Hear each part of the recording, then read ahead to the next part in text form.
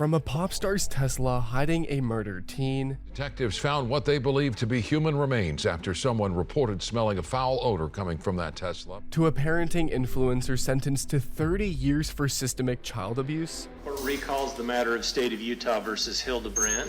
here are 7 influencers who faced abuse allegations, starting with a case that's shaking the entire internet: David and Celeste. David Anthony Burke, better known as D4VD, or David, was a rising star in the music industry. By 2025, he had gone from making Fortnite montages to scoring viral hits like Romantic Homicide and Here With Me. But that same year, his career collided with news that shocked fans and dominated headlines. In early September 2025, staff at a Hollywood tow yard noticed something unusual. A disturbing discovery in the trunk of a Tesla parked in a Hollywood tow yard. Detectives found what they believe to be human remains after someone reported smelling a foul odor coming from that Tesla. It was impounded at Hollywood Tow on Mansfield near La Brea. The Los Angeles County Medical Examiner identified the remains as 15-year-old Celeste Rivas Hernandez, who had been reported missing since May 2024. But that wasn't all, as it was later revealed that the body was heavily decomposed and was dismembered into several pieces and wrapped inside a plastic bag in the front trunk. But looking back, Celeste's disappearance had already raised concern. According to her mother, she was involved with someone named David before she vanished. But when Burke's Tesla was linked to her remains, suspicion grew that it was the 20-year-old musician. Still, no arrests have been made, and the cause of death is deferred, which means it is pending additional investigation. Meanwhile, social media exploded with screenshots, live stream clips, and lyrics that fans claimed connected Burke to Celeste. None of these claims has been verified by law enforcement, but they fueled speculation and outrage online. Even if he didn't kill her, the fact that he was still messing with an underage girl is enough to already make me dislike this idiot, even if he wasn't the murderer. It's so sad how evil this world is and how people will prey on the innocent. R.I.P. Celeste. No one deserves this. The industry reacted fast as well. Brands removed Burke from the campaign content. Interscope suspended promotions, events, and even David's Withered tour was also pulled from the calendar. Although David's case centered on a missing teen, Octavian's downfall became from shocking abuse allegations within his own relationship. He was once one of the brightest names in UK rap, winning the BBC's 2019 Sound of the Year award and was hailed as the next breakout star. But only a year later, his career would unravel under the weight of abuse allegations. In November 2020, Octavian's ex-partner posted a series of messages on Instagram and Twitter accusing him of physical and psychological abuse throughout their relationship. Octavian denied the accusations, calling them false and insisting he had never abused his partner. Despite his denial, the timing of the revelations, arriving right before his debut album Alpha, guaranteed wide exposure. His record label, Black Butter Records under Sony, responded saying they've taken the decision not to continue working with Octavian and we will not be releasing his album. We do not condone domestic abuse of any kind. But that wasn't all. Brand partnerships and industry collaborators followed, leaving him isolated almost overnight. Authorities investigated, but in November 2023, the UK's Crown Prosecution Service confirmed it would not pursue charges after reviewing the evidence. While this meant there was no trial or conviction, the damage to his reputation was already done. The allegations had ended his label deal, dissolved industry support, and reshaped how he was remembered. Even so, the impact was permanent, leaving fans disillusioned as another admired figure in the UK music scene faced serious allegations. No, he's not grime, but got a couple collabs and another big name in the UK scene, getting exposed for domestic abuse and violating women, disgraceful shit. But while Octavian's downfall stemmed from a partner's accusations, Jodi Hildebrand's case exposed abuse carried out under the guise of parenting advice. She was a counselor turned parenting influencer, co-founded Onision's Coaching and Moms of Truth with Ruby Frank, promoting family discipline. Their advice attracted a wide online following, with audiences trusting them to model good parenting. But in August 2023, Hildebrand's image shattered completely. Police in Ivins, Utah, received a call from a neighbor after one of Ruby Frank's children escaped Hildebrand's home. I just had a 12-year-old boy show up here at my front door. He's got duct taped around each ankle. He's obviously covered in wounds. Officers soon found another one of her children inside the house in a similar condition, and both children looked like they required immediate hospital care. Come on, buddy. I'm a police officer. Hey, you okay? Is this just you in here? I'm Sergeant Tobler. What's your name? Hildebrand and Frank were arrested the same day and were charged with 6 counts of aggravated child abuse, accused of starving, physically restraining, and emotionally tormenting children over a period of months. The allegations stunned viewers. The same influencer preaching about raising children with discipline had been abusing them behind closed doors. She has no remorse and is a true psychopath. She needs to stay in prison for life. She will harm people again if she's released. The case moved quickly through the courts, and in December 2023, both women appeared in court facing detailed testimony and evidence of prolonged abuse. By February 2024, Hildebrand pleaded guilty to 4 felony counts, and a Utah judge handed her a 30-year consecutive prison sentence. Alongside that, her counseling license was stripped, and YouTube took down the Moms of Truth channel. Hildebrand posed as a parenting role model, but was exposed for systematic child abuse. However, on the other hand, Andrew Tate built his influence on controversy and unapologetic misogyny. He was a former kickboxer turned influencer and was one of the most polarizing figures on the internet. Known for his wealth displays, luxury cars, and openly misogynistic commentary, he built a massive following across platforms. Say something about females. They have this facade of they have to try very hard to come across as nice. They're so evil. For most people, they're quite moderate. You can act extra nice or act mean, right? But when you're genuinely evil, you're evil all the time in private.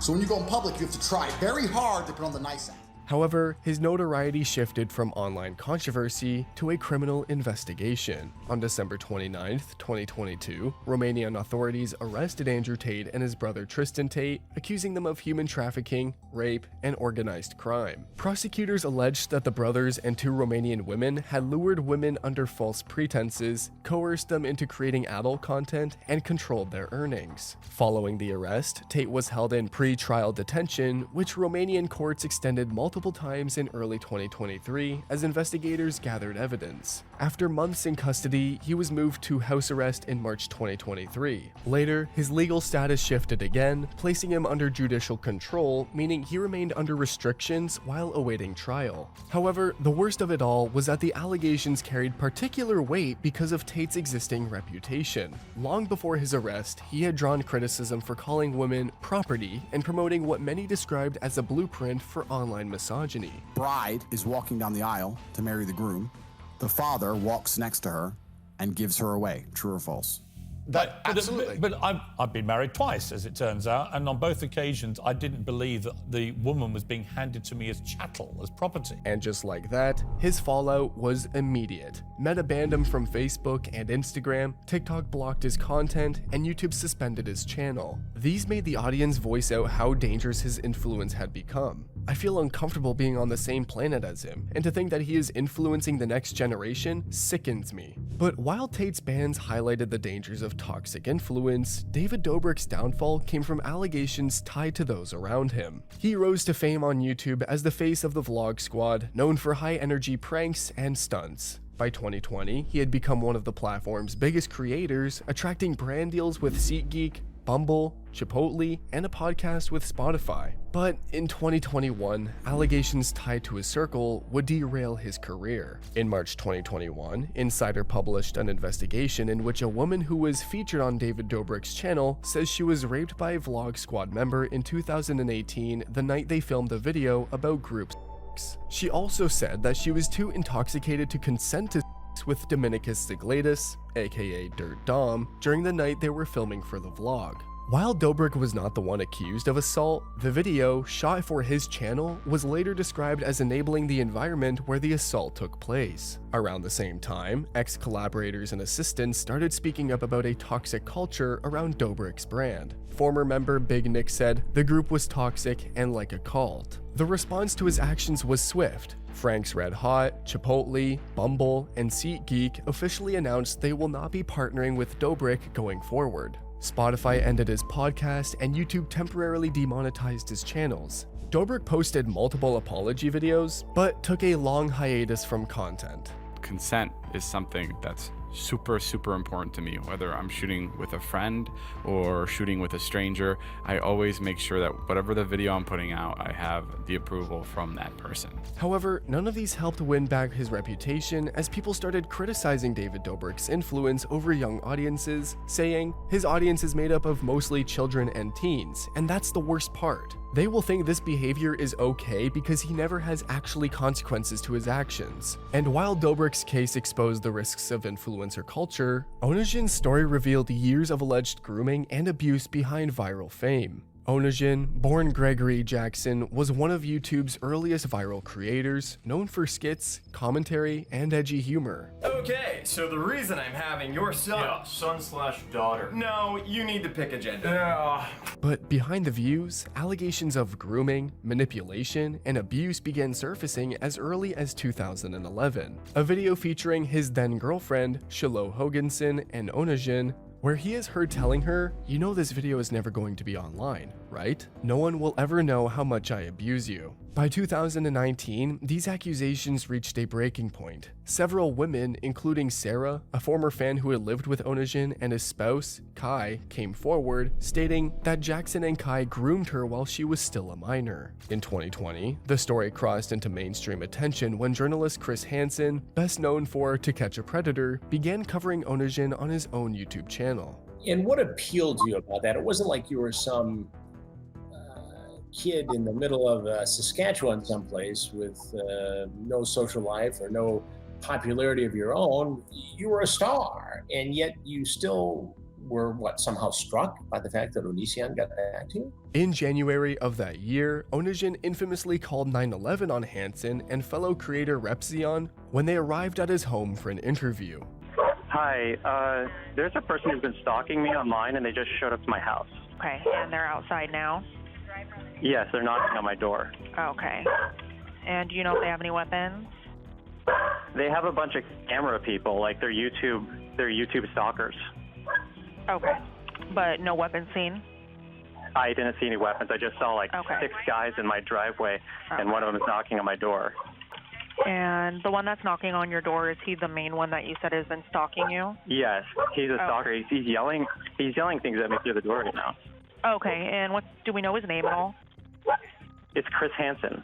And by this point, people were growing increasingly frustrated, saying, Onision is such a roach. He somehow keeps avoiding being squashed despite each attempt should have killed his career, but he still keeps living. However, that changed shortly after when YouTube escalated its action and indefinitely suspended him from YouTube's partner program, meaning his channels are no longer eligible for monetization. By 2021, YouTube confirmed the permanent demonetization, citing its creator responsibility guidelines. His career on YouTube effectively ended after demonetization, leaving him sidelined from the mainstream. And while Onision's career collapsed after years of controversy, James Charles' empire crumbled almost overnight, shocking the beauty community. James Charles, once the face of YouTube beauty culture, built an empire with millions of subscribers. But in 2021, his career collapsed under a wave of abuse allegations. More than 15 men and boys have accused James Charles of sexual misconduct, ranging from allegations that the YouTube star solicited nude photos from minors to claim that he sexually harassed men in person and through conversations on apps like Snapchat and Instagram. Screenshots and testimonies spread across social media, painting a consistent pattern of grooming behavior. James Charles snapped me on Snapchat. He added me back because I had snapped him a while ago, just like a fan to influencer conversation. I went into the bathroom, and I guess he saw the bathroom light, so he started making the conversation very sexual, and it made me really uncomfortable.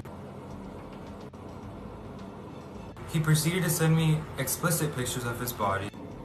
So after sending me that first picture of his body, explicitly, he sent me multiple after that, and I'll post them now. I was getting really uncomfortable, so I told him my age. I told him I'm 16. Meanwhile, he's 21. He's a grown man. And then he proceeds to say, oh, but I didn't even get to see meaning my body. And after telling him, no, I'm not gonna send it to you, he kept on asking for pictures and videos of body hair and me flexing and stuff. He proceeded to ask to FaceTime me, which I then said no to, and then I asked why. And this is what he said. Charles initially denied wrongdoing, but later admitted to reckless interactions, saying he had messaged people he believed to be of age who later turned out to be minors. As an adult, it is my job and my responsibility to verify who I'm talking to, and therefore there is no one to blame for this other than myself. To the guys involved with this situation, I want to say I'm sorry. I'm sorry that I added you, I'm sorry that I flirted with you, and I'm really sorry if I ever made you uncomfortable. It is completely unacceptable. I was being reckless, and after looking back and finally realizing that this was my own fault. However, he soon deleted the apology, which only fueled more backlash, and people called him out, saying if he was truly holding himself accountable, he would have kept the video up. And just like that, the fallout was expectedly swift. He lost millions of subscribers on YouTube, and brands distanced themselves. Most notably, cosmetics company Morphe dropped their lucrative partnership with him, halting the sales of James Charles branded makeup palettes. In April 2021, YouTube confirmed it had temporarily demonetized his channel under its creator responsibility policy. Though Charles eventually returned to posting, his reputation never recovered, showing that fame isn't for everyone. People think that they can do or say anything and that there are no consequences to those actions.